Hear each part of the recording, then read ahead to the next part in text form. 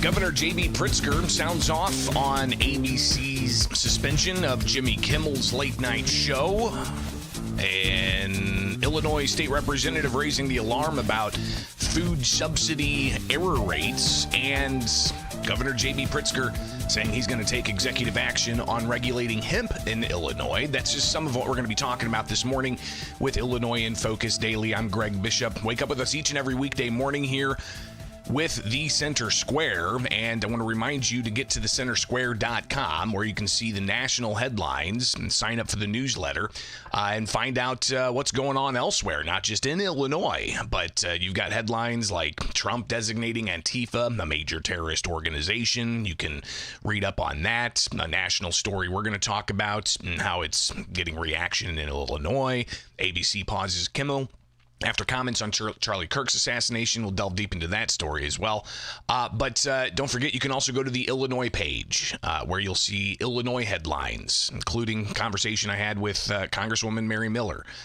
You can see the education philosophy that Republican gubernatorial candidate Ted Dabrowski laid out at his announcement speech last week. So a lot of stuff that you can catch up on at thecentersquare.com. We're a free newswire service. Go and donate if you can, but also get that newsletter in your inbox each morning. But wake up with us here for Illinois in Focus daily, Monday through Friday. Then we've got the weekend edition and even here on YouTube a best of from the week, so you can catch up on stuff you may have missed if you can't make the show each and every weekday morning. So again, it's Illinois in Focus daily. Shout out to those who join the chat room each and every weekday morning. It's growing each day. Appreciate you guys being here. But we'll get right on into it here with Illinois in Focus daily, only on YouTube and the Center Square.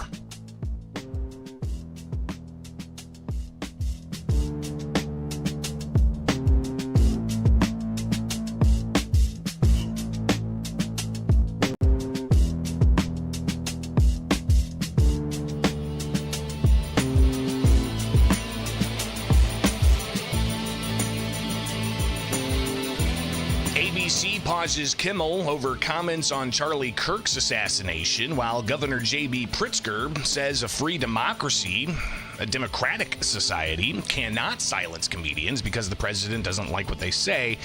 This is an attack on free speech and cannot be allowed to stand. All elected officials need to speak up and push back on this undemocratic act. It's Illinois in Focus Daily. I'm Greg Bishop with you each and every weekday morning. Get the segments of the show at the Center Square, or you can wake up and watch the entirety of the program each and every weekday morning at 8 o'clock Central Time here for Illinois in Focus Daily. So go to thecentersquare.com, get the latest headlines, including this one. We'll go through my colleague here in Illinois, Brett Rowland, putting this story together. ABC pauses Kimmel over comments of Charlie Kirk assassination. Let's read through this together.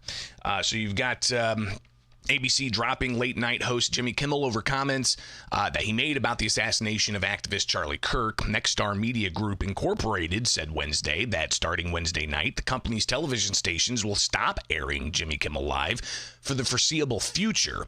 Nexstar strongly objects to recent comments made by Mr. Kimmel concerning the killing of Charlie Kirk, and then will replace the show with other programming in its ABC-affiliated markets.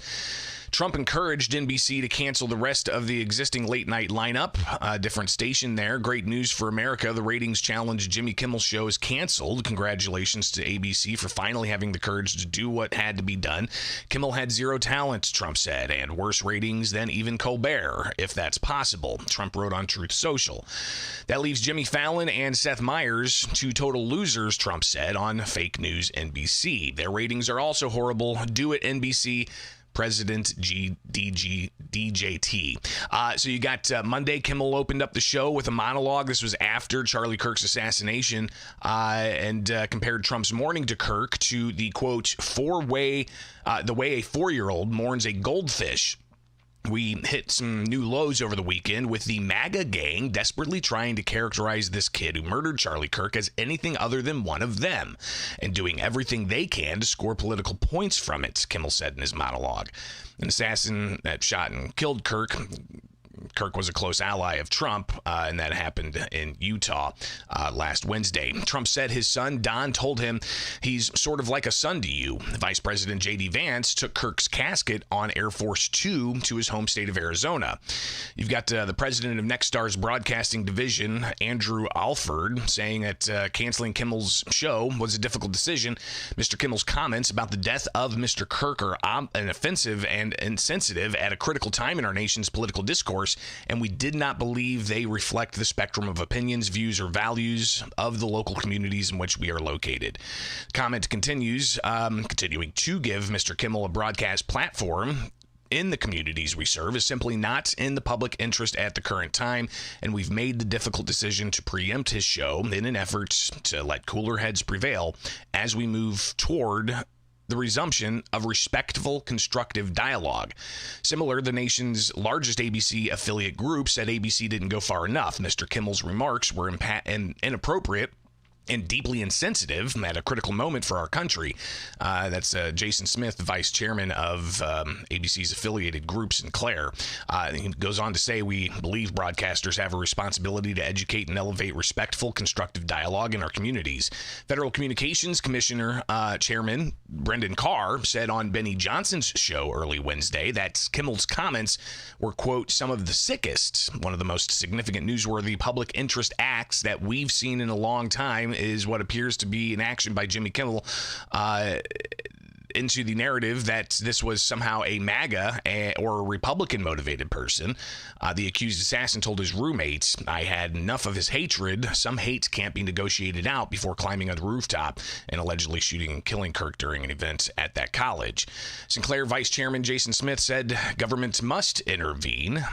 We appreciate FCC Chairman Carr's remarks today, and this incident highlights the critical need for the FCC to take immediate regulatory action to address control held over local broadcasters by the big national networks. Sinclair's ABC station will air a remembrance of Charlie Kirk Friday during Jimmy Kimmel Live's slot. Sinclair also called on Kimmel to apologize to the Kirk family and make a meaningful personal donation to Kirk family and Turning Point USA. So again, thanks to Brett Rowland getting that story together, and the reaction continues to come in, right? You've got, as I said on the open, Governor J.B. Pritzker sharing this on X, saying a free and democratic society cannot silence comedians because the president doesn't like what they say. This is an attack on free speech and cannot be allowed to stand. All elected officials need to speak up and push back on this undemocratic act. So the characterization here that a business decision that ABC made following an FCC statement from the commissioner on a podcast saying it was some of the sickest stuff he'd seen, the comments from Kimmel, and ABC, is a licensed broadcaster. And broadcasters, if you're going over the public airwaves, not the internet or a cable modem, but over the airwaves, broadcast on frequencies to be picked up by antennas that are out tuned into that frequency.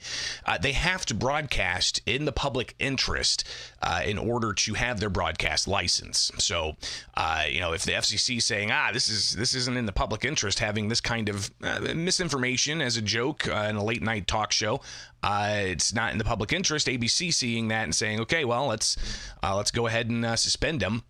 And the local affiliates saying it's going to be indefinitely. You've got the certain side of this ongoing conversation about quote unquote free speech.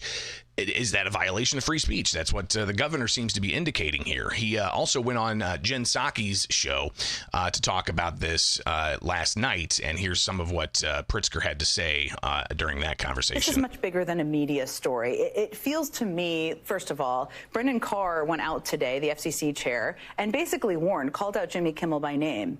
And then a couple of hours later, he was put on indefinite, hiatus, suspension, whatever you want to call it. Does this feel, it feels to me like obedience in advance. Does it feel to you like that? It's intimidation, clearly. And this is what we're seeing across the board from the Trump administration.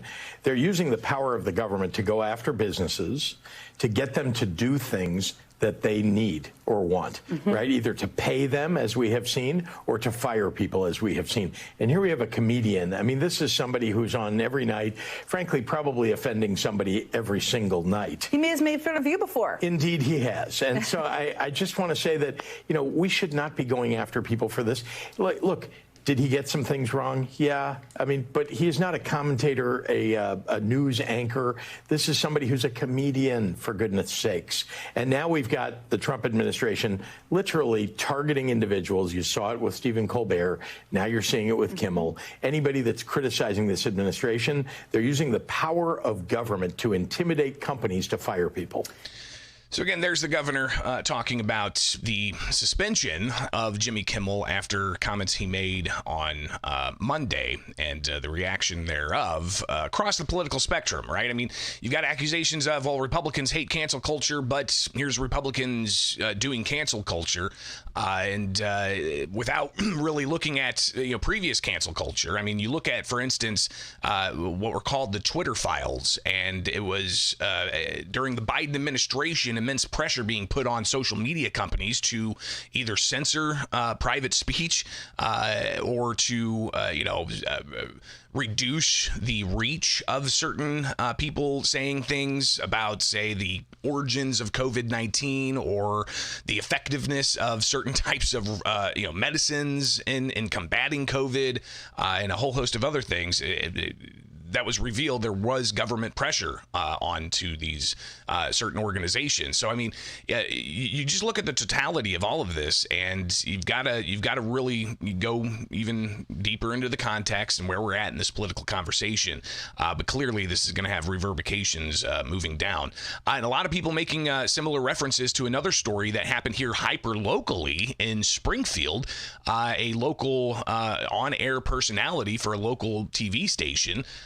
No longer working at that TV station, and people have shared this clip with me of this reporter, this on-air personality, Benny Harmony, talking about Charlie Kirk and recognizing him with an on-air tribute, but then later saying that she was suspended and said she was fired. Illinois Times, local weekly newspaper in Illinois and Springfield, has this story. Stay tuned. WICS anchor resigns following her unauthorized on-air tribute to Charlie Kirk. And it goes into some detail here about Benny Harmony's statements she made on air, and even going and talking to the local affiliated station to get the gist of what happened here. So I encourage you guys to go read that story. Again, the Illinois Times is a weekly newspaper out of Springfield. So a lot more to be said about all of this, no question. And is it going to add or subtract to political civility in this current climate we're in? It is Illinois in Focus Daily. I'm Greg Bishop. Wake up with us each and every weekday morning here for more of Illinois in Focus Daily with the Center Square.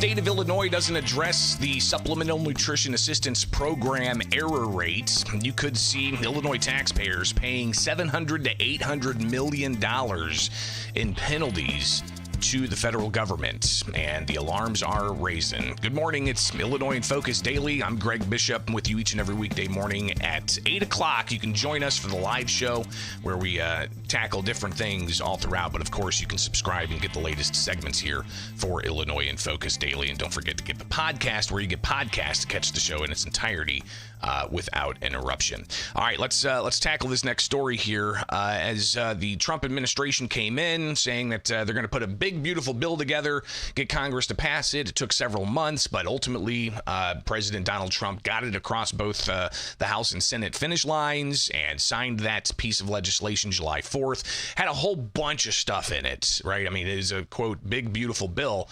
Democrats call it a big, ugly bill because it does things like, for instance, addresses subsidies for different types of areas, be it energy, be it food, and it also extended tax cuts that the previous Trump administration got across, making those permanent, brought about no tax on tips, no tax on overtime, a whole host of things, right? One thing it did was it shored up the Supplemental Nutrition Assistance Program funding and says that if states don't have an error rate under 6%, then they're going to have to pay a penalty. Well, that means that penalty could come from the state taxpayer dollars. And in a state like Illinois, we've got legacy debt of pensions that the state says is about $140 billion, but ratings agencies say it's $300 billion. So, you've got the budget crunch every year while the state continues to spend more money at a pretty significant rate. I mean, it's almost doubled over the past 7 years and has actually more than doubled in the past 12 years in how much the state spends every year.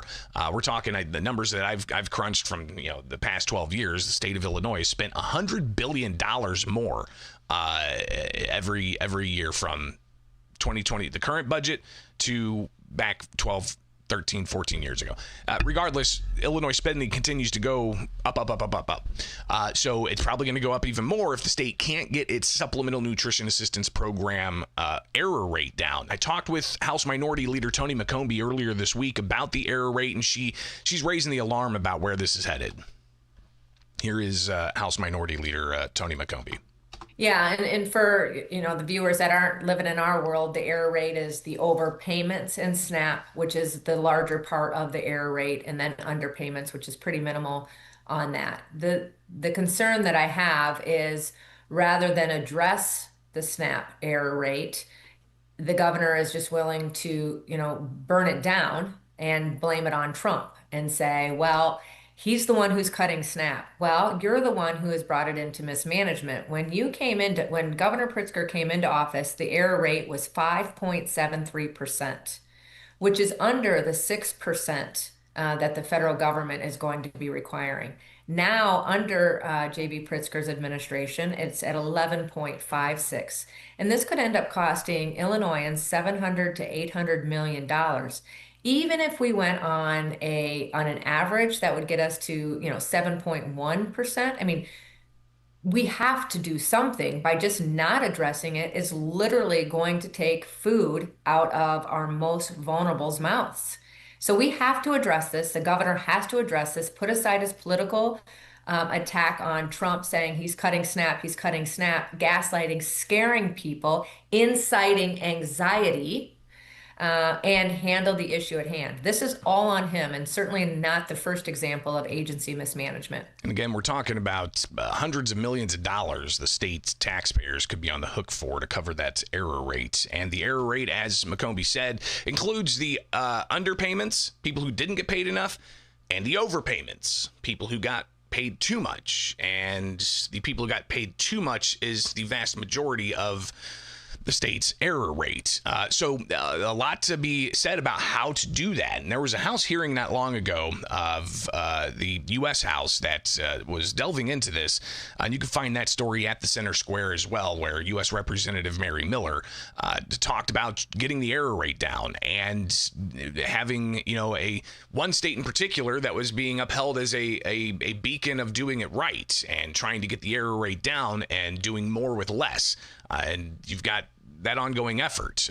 But in Illinois, you've got Democratic leaders who have been saying all Trump is wanting to do is to take food away from those who need it most in order to give tax cuts to the wealthy. That's according to multiple statements that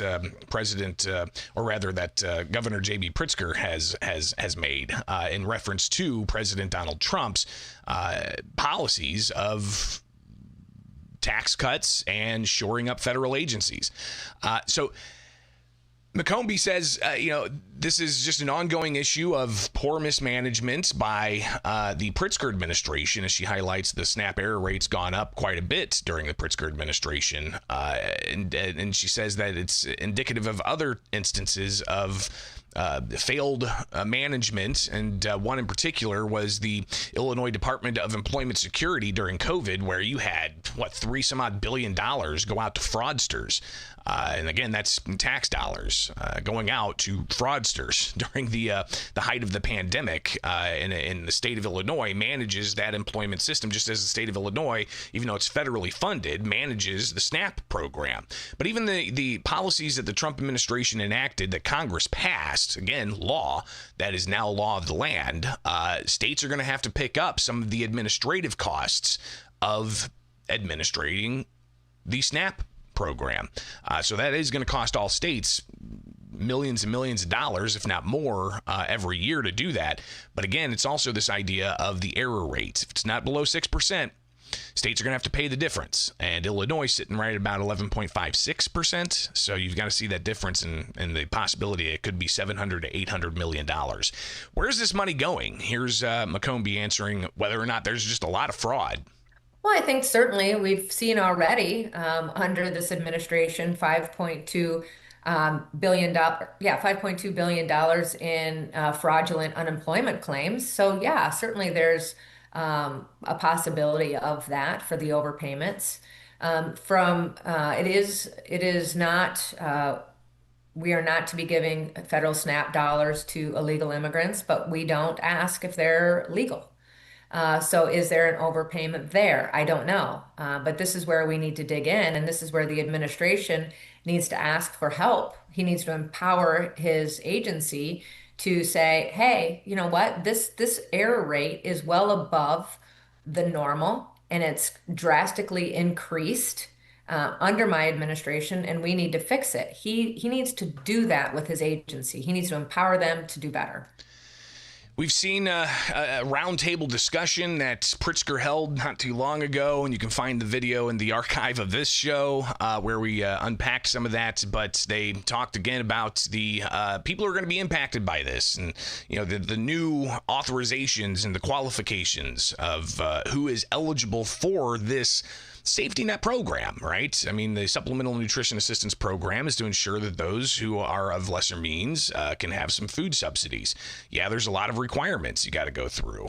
You got to, prove either you don't have a job or you're looking for a job, or you're volunteering a certain number of hours a week, or if you're, disabled. And then there's a process of checking all of that in the qualifications. But again, another qualification being you can't be an illegal alien and get your food subsidies. And that's something that Congresswoman Mary Miller helped get into the big, beautiful bill. And we talked with her yesterday about that. And here's some of what she said is just an effort to try to get local and state officials to shore up their administration of tax dollars. J.B. Pritzker is a failed governor, and we have so much fraud and corruption in that program, but I'm very proud that my provision got included, and that is that if you are not an American citizen, you cannot be participating in SNAP benefits for one thing, or Medicaid for that, which J.B. Pritzker has rolled out the red carpet for that. He is giving them every benefit that should be afforded only to American citizens. But the other thing he's doing is issuing driver's licenses to illegals in Illinois. And I've got a bill that I'm sorry to say is going to cut federal funding for highways to any states that are issuing driver's licenses to illegal aliens. These are people that do not speak the language, and they're using the driver's license, which has nothing on it to discriminate that this person is illegal, to go and get CDL licenses. I've been going to truck stops around the district and asking the cashiers, how many of the truckers come in here that do not speak any English? And the answer has been almost uniform. They tell me almost all of them speak no English. And this J.B. Pritzker is a danger. He is a threat to the citizens of Illinois, and he's making us pay in lives, in safety and security, and in tax dollars. Well, they care about power and they care about money, but the money gives them the power to implement their agenda.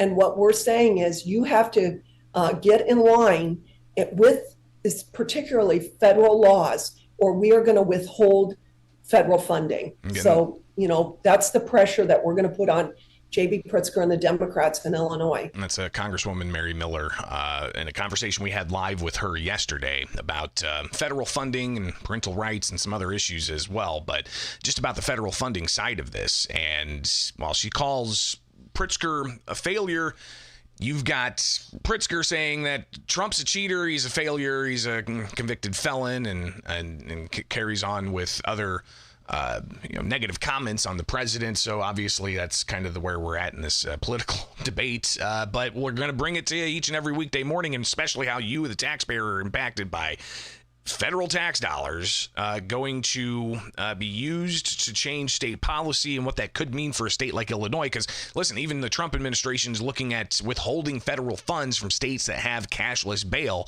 or jurisdictions that have cashless bail, and Illinois being the first state to implement that statewide, where we don't have cash bail in the state of Illinois. Illinois could be out more federal funding if it still has that policy in place. So obviously something we're going to continue to watch, because your tax dollars are at stake here. You are paying taxes to the federal government, and how those tax dollars should be used. That's the debate happening in Congress. All right, it's Illinois in Focus Daily. Get this podcast anywhere you get podcasts. Wake up with us here on YouTube for the live show, or get the segments at the Center Square on YouTube.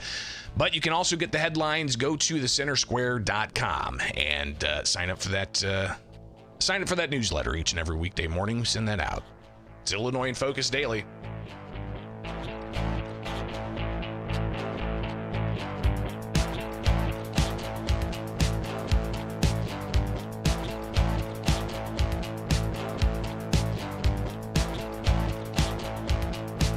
All right, one last segment.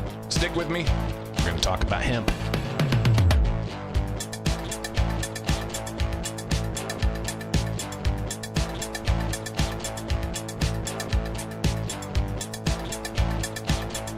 Illinois had medicinal cannabis for years. 2020 opened up with the state having recreational adult use cannabis. And in between, the federal government opened up hemp to be produced. And now you've got a cannabis industry that's regulated and a hemp industry that's not really as regulated, and concerns are growing about it in that growing industry. It's Illinois in Focus Daily. I'm Greg Bishop, with us here each and every weekday morning. I'm the editor of the Center Square, Illinois. Go to thecentersquare.com, get the latest headlines in your inbox with the newsletter, and take this show in each and every weekday morning here with a live chat room that's always active, so check that out. But here we are in the state of Illinois, the land of Lincoln, where we have adult use cannabis. It's legal. It's taxed anywhere from like 25% to 48%, depending on the potency of the THC in the cannabis product you're getting. Like, for instance, you can get the plant, you can get different types of oils, you can get different types of gummies and chocolates, and even like chips and all kinds of stuff you can get at a cannabis dispensary, a licensed cannabis dispensary that,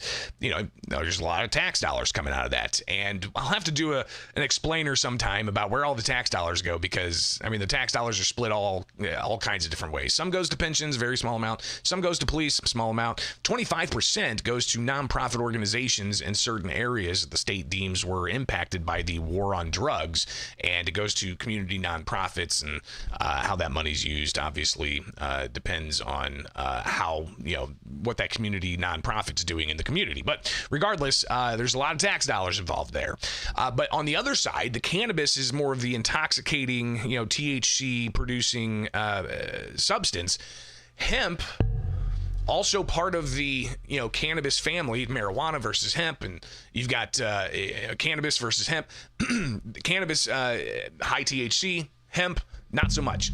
So the hemp products that are coming out, you can get the plants and you can dry it and smoke it. You can turn it into an infused drink. You can do all kinds of stuff, but there's also elements called like Delta 8, Delta 9, different types of cannabinoids that can be produced from the hemp plant. I guess I don't know the process of it, but distilling it down, right? Processing the oils, and it's finding its way into what look like counterfeit snacks, right? It looks like it says Skittles, but it's not really Skittles. It's got extra letters, and they're Delta 8 infused products. Well, there's a lot of concern that kids are getting their hands on these, and it's not going through a licensed dispensary like the adult use cannabis industry is. It's being sold at like convenience stores and such. I've even seen some hemp infused soda cans at grocery stores, at bars, for instance, so that it's out there. But the efforts to try to rein that in, to try to regulate hemp in Illinois, haven't really produced many results. You've got the issue of the taxation. You've got the issue of who can sell these things. Are there tests being done? So at thecentersquare.com, you can see the headline: Pritzker threatens executive action regulating hemp if the legislature won't act. Here is the governor from earlier this week talking about what he is expecting to do if the legislature doesn't act, because they've tried to have the debate about this, and the hemp industry has been very adamantly opposed to banning hemp. The hemp industry said, hey, we'll take a tax scheme. All right, if you want to tax this at a higher rate, okay. Just don't get rid of it. The industry's got a lot of people that are creating jobs and opportunities and hiring people and paying taxes on this product. So if the federal government's going to allow it, maybe regulate it a little bit in Illinois, but don't ban it, the hemp industry has said. Here's Governor Pritzker after, last year, nothing moved forward. During spring session this year, nothing moved forward. Is there going to be something that moves forward coming up in veto session or early next year? Here's the governor. You're right. As you know, I have advocated for new laws in the state of Illinois that would restrict the distribution of hemp infused and THC infused from hemp, whether it's drinks or gummies or candies. And what we've got to do is get a handle on this. The legislature was unwilling to do it. And so we're now in continuing conversations with the advocates for the hemp industry. But they've got to understand people are getting sick. Children are getting sick. Children are able to get a hold of this in a way that they shouldn't. And we have a regulated environment for cannabis. We should have a regulated environment for hemp. And I am pushing that. If the legislature and if the advocates for the hemp industry are unwilling to do it, then we will take executive action, because this should not be the case. Now, the federal government actually is in a position to do this nationwide and should. Hasn't done it yet. So the question is, are legislators at the national level being bought by people in the hemp industry? Or what's the reason? Why is it okay if children get sick from an unregulated substance that we know we could get a handle on? So again, the governor talking about how he might take executive action if indeed the legislature's not going to act to regulate hemp. And is this going to happen during fall veto session? We've already got a stack of things expected to cover during the 6 days. They're going to be in Springfield the last 2 weeks of October. Obviously, possible tax increase with the transit fiscal cliff. You've got a veto of a treasurer's bill to set up a nonprofit investment pool that the governor vetoed. You've got the issue of hemp. Is that going to come up? And what else could possibly surface to the top during those 6 days massive fall veto session. We will be on the ground there and covering that and so much more here with the Center Square and Illinois in Focus Daily. Each and every weekday morning, don't forget to get the newsletter in your inbox. Go to thecentersquare.com and sign up for that today.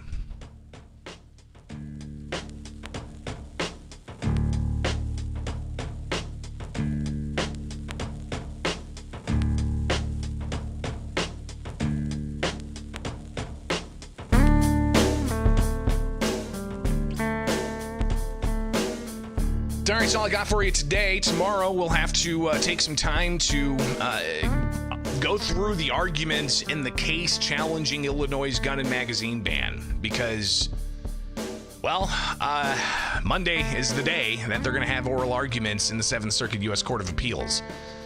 And the U.S. Department of Justice is going to be there to argue against the state law being found unconstitutional by a district judge. And the next step after the appeals courts could be en banc, the entire appeals courts, or it could go to the U.S. Supreme Court, possibly for the next term next year. We'll be watching that closely. I know there's tons of interest in it and where exactly this is going to go from here. So be sure to stay tuned. We'll be back at it tomorrow here for Illinois in Focus Daily, just as we are each and every weekday morning, wrapping up the week. Don't forget about Illinois in Focus Weekend Edition, where Jim Talamonte and I will discuss the issues. But also, you've got the best of here throughout the week, segments put together, and got a good digest on Sundays, I believe, is when we put it out here on YouTube. So come back with us. It is Illinois in Focus Daily. I'm Greg Bishop, editor of the Center Square, Illinois. We will see you back here tomorrow.